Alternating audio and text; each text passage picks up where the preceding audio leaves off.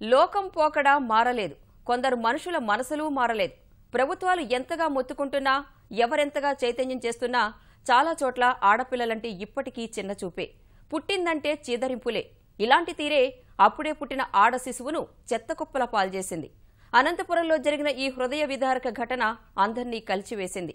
సాయినగర్ 3వ క్రాస్లో ఉన్న చెత్త కుండీలో గుర్తు తెలియని వ్యక్తులు పసికందును పడేశారు. పసిపాప ఏడుపు విన్న మనసున్న మహిళ ఒకరు పాపాయిని అక్కున చేర్చుకుంది.